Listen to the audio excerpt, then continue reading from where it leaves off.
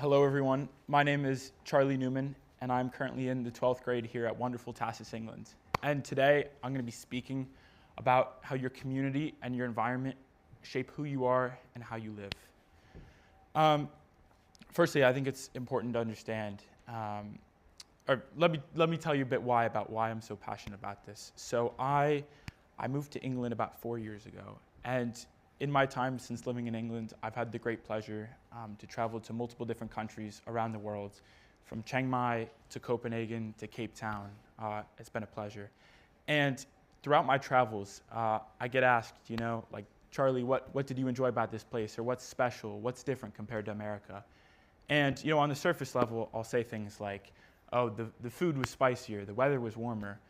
But something important that I've realized deep down is the urban environments and the communities in which people around the world live their lives and just how different they are.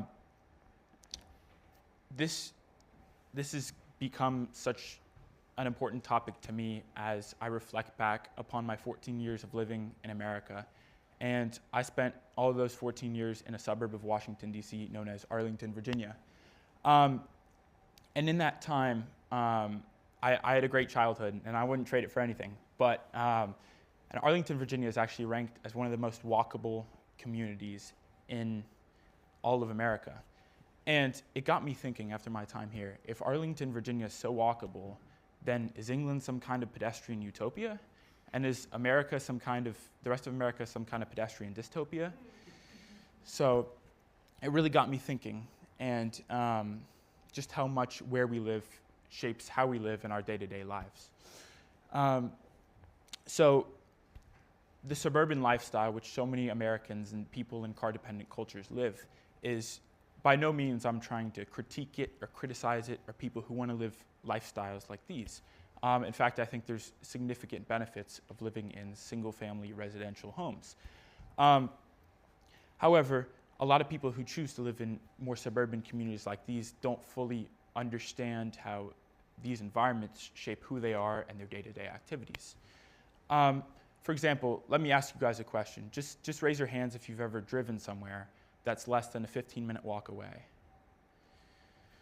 All right, so a fair number of you, okay. Now, barring extreme weather or barring a physical limitation, oftentimes most of us would say we'd probably prefer to walk that distance, right?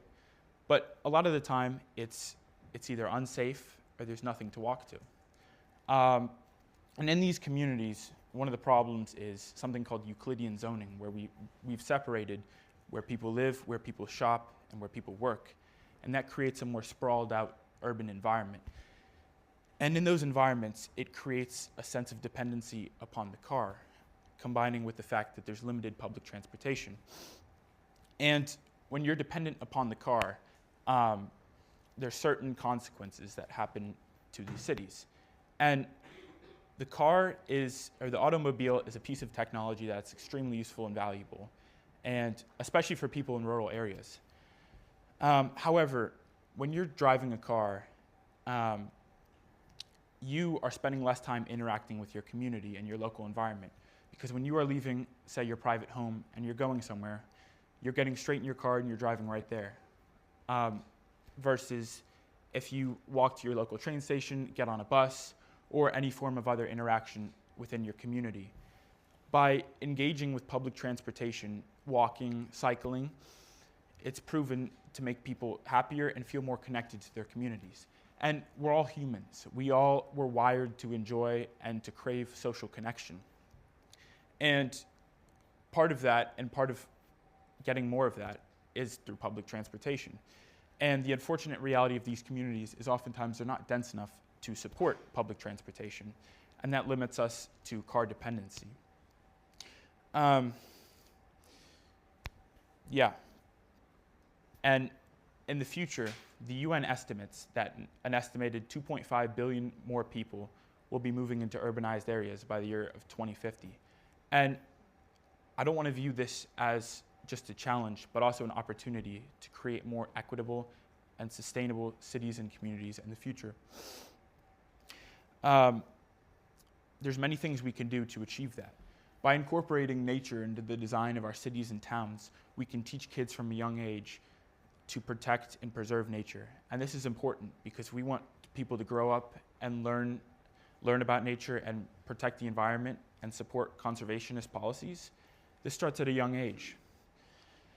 As well, if we can support a variety of different uses, if these suburban communities can support not just the single demographic of people looking for single-family homes, but if we can support recent college grads, retired people, and people who don't have large families, because oftentimes these people want to live in communities, want to live in these suburban communities, but are forced to live in a single-family residential home because that's the only thing available.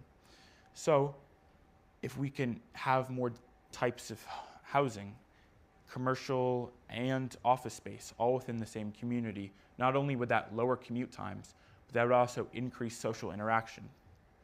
As well, making sure we have an adequate amount of third spaces. Now, the third space is a term for a shared space not owned by anyone, but something like a public plaza or a square, where people can run into each other without planning it. Oftentimes in suburban communities, hangouts become planned.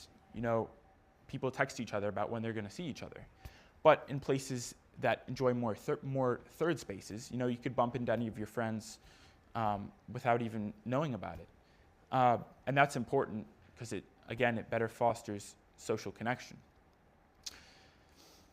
So my question for you, or my takeaway for you, is it's not just about where you work. It's about how you get to work. It's not just about where you go and eat, but what method of transportation you're using to go to the airport. And I'm not asking you to move away or to redesign your communities, but just consider the impact that the design of your communities has on you and your day-to-day lives as we move forward in the future.